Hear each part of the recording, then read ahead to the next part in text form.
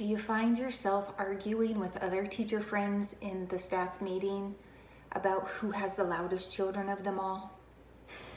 Let me give you some hints and tips to help with class loudness. I introduce this very early in the year with the children. Second day, third day, whichever it is. I want them to come in and get comfortable first. Then we introduce the voice board, okay? And I'll say, I have some children, some pictures on here. What do you think this child is doing right here? Yes, he's so loud. Where do you think, and I whisper, I purposely whisper during this to emphasize how loud he is. I use my hands and I whisper. Where do you think he uses that voice? Outside. That's what it says there. It says outside voice. Yes, so when we're on the playground, you can be loud. That's right. What about this voice right here? What do you think she's doing? She's talking on a telephone. Maybe she's talking to her mama. Does she want to yell to her mom? No. Oh my goodness. No, she doesn't want to yell to her mom. She just wants to use her inside voice and just talk and say hi and how are you, Mom? Okay, I'll see you later. I use this hand signal. Okay, she uses her inside voice. What do you think about these kids right here? What are they doing? What's that little boy doing in her ear? She's whispering. That's right. She's whispering in her ear. That's right. She's using her whisper voice or his whisper voice. What do you think this little girl's doing right here? She's not talking at all. That's right. This is her quiet voice. Sometimes when we're in our room, sometimes we're in our school, we use all these voices. Where would we use this voice? That's right. It's loud. That's our playground voice. That's our outside voice. You may use that voice on the playground. What about this voice, our inside voice? Where would we use that voice? Yeah. We could use it inside our classroom. That's right. Where would we use a whisper voice? Yes, we use the bathrooms out in the hallway and other children are in their class and they're learning, we use our whisper voice so that we can be respectful to them that are learning so that we don't interrupt their learning. That's right. Sometimes we use our whisper voice.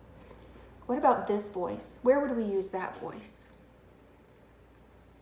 When you're listening to Miss Epsauer talk, when I'm on the rug and I'm reading a book, sometimes we use our quiet voice.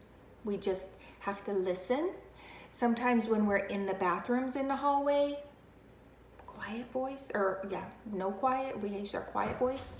Let's practice it so we know what to do. Let me see your fingers. Hide them.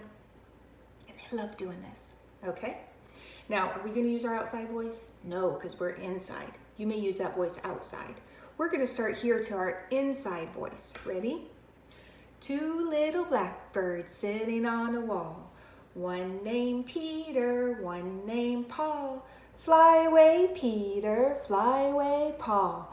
Come back, Peter, come back, Paul. Now, beginning of the year, they're just going to stare at me. They don't know this finger play, and that's okay. I do this all year, same finger play. Easy, short. They will learn it. Right now they're just staring at me, that's okay. You used your inside voice. Next we're gonna use our whisper voice.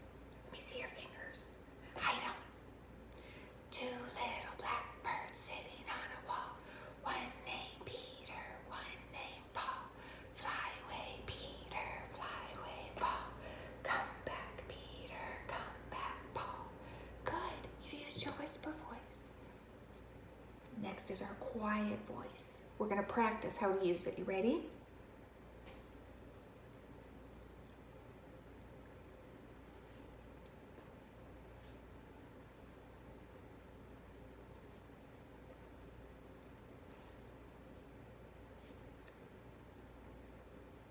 Very good.